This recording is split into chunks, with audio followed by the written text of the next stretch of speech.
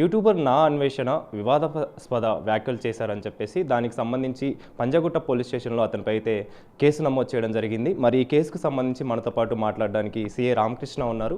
ఎలాంటి సెక్షన్లు పెట్టారు, అసలు కేసు ఏమని నమోదు చేశారో తెలుసుకునే ప్రయత్నం చేద్దాం. సార్ చెప్పండి, ముఖ్యంగా ఈ యూట్యూబర్ నా అన్వేషణ వివాదాస్పద వ్యాఖ్యలు చేశాడంటూ కూడా కేసు పెట్టడం జరిగింది. ఈ కేసుకు సంబంధించి డీటెయిల్స్ ఏమున్నాయి? గత నెల 29వ తారీఖు రోజు నాడు కరాటే కళ్యాణ్ అని చెప్పేసి ఒక మహిళ కంప్లైంట్ ఇవ్వడం జరిగింది. నా అన్వేషణ అనే యూట్యూబ్ ఛానల్ నడిపించేటువంటి వ్యక్తి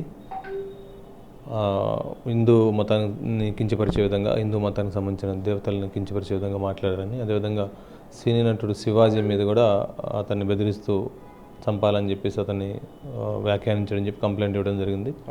దాన్ని బేస్ చేసుకొని మేము ఎఫ్ఐఆర్ రిజిస్టర్ చేసాము.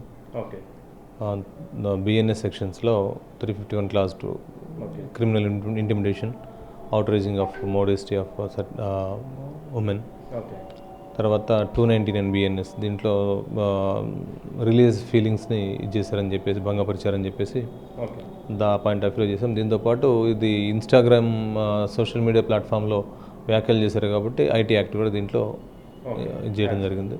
అంటే ఐటీ యాక్ట్ ప్రకారం మీరు సెక్షన్ కూడా నమోదు చేయడం జరిగింది. మరి ఈ సెక్షన్ ప్రకారము ఎలాంటి శిక్షలు అతనికి సంబంధించి ఉంటాయి? మీరు ఏవైతే సెక్షన్లు నమోదు చేశారో వాటికి సంబంధించి ఏ విధమైన దర్యాప్తు చేయనున్నారు సార్?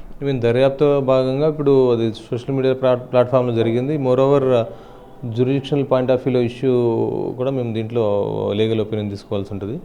ఇన్స్టాగ్రామ్లో జరిగింది కాబట్టి Instagram and as well as ఫేస్బుక్లో కూడా ఇది పోస్ట్ చేశారు.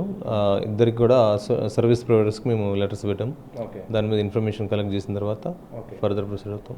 ఇన్స్టాగ్రామ్కి సంబంధించి కావచ్చు, యూట్యూబ్ ఛానల్కి సంబంధించి కావచ్చు, మీరు లేఖ రాయడం జరిగింది. అంటే ఎప్పుడు రాశారు సార్? దానికి సంబంధించి అప్డేట్ ఏ విధంగా ఉంది? ఇంతవరకు అప్డేట్ ఏం రాలేదు. మేము వెరీ నెక్స్ట్ డే లెటర్ రాయడం జరిగింది.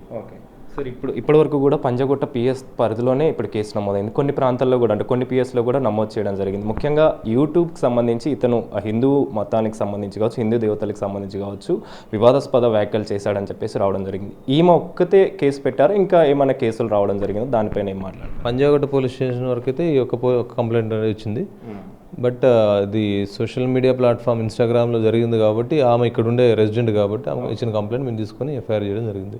మిగిలిన పోలీస్ స్టేషన్లో ఆమె వేరే వాళ్ళు కంప్లైంట్ ఇచ్చారా లేదా ఇదే వ్యక్తి కంప్లైంట్ ఇచ్చిందనే విషయం మేము ఇంకా తెలుసుకోలేదు.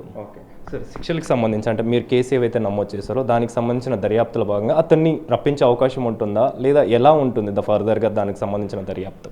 దీంట్లో దర్యాప్తులో భాగంగా మేము ఇన్ఫర్మేషన్, ఎవిడెన్స్ కలెక్ట్ చేసిన తర్వాత అది అతని మీద నేరం నిర్ధారణ కనుకైతే ఖచ్చితంగా మేము లీగల్ ప్రొసీజర్ ఫాలో అయ్యి అకార్డింగ్ టు లీగల్ ప్రొసీజర్ మేము తీసుకురావడమా లేదా నోటీస్ సర్వ్ చేయడం లాంటిది అనేది జరుగుతుంది. అతన్ని ఏమైనా టచ్ చేయడం కానీ, అంటే తన ఫర్దర్గా డీటెయిల్స్ ఏమైనా తీసుకోవడం జరిగింది? అన్నీ జరుగుతాయి. Everything will be done. Okay sir, thank you so much. So మొత్తానికైతే సీఏ చెప్తున్న వివరాల ప్రకారం ముఖ్యంగా ఈ కేసుకు సంబంధించి నా అన్వేషణ హిందూ దేవతలపైన వివాదాస్పద వ్యాఖ్యలు చేశాడంటూ కూడా కరాటే కళ్యాణి కంప్లైంట్ చేయడం జరిగింది. ఆ కంప్లైంట్లో భాగంగానే కేసు నమోదు చేసుకుని అయితే దర్యాప్తు చేస్తున్నాం. ఇందులో భాగంగానే సోషల్ మీడియా ప్లాట్ఫామ్కి సంబంధించి, అంటే ఇటు ఇన్స్టాగ్రామ్కి సంబంధించి కావచ్చు, యూట్యూబ్కి సంబంధించి కావచ్చు, వాటికి సంబంధించిన లేఖలు కూడా రాసాం. వారికి సంబంధించిన డీటెయిల్స్ కూడా వస్తే ఫర్దర్గా దర్యాప్తు వేగవంతం చేస్తామని చెప్పేసి సీఐ చెప్తున్నారు. కెమెరా పర్సన్ వినోద్తో కలిసి Anil, big TV, Panjagutta police station నుంచి.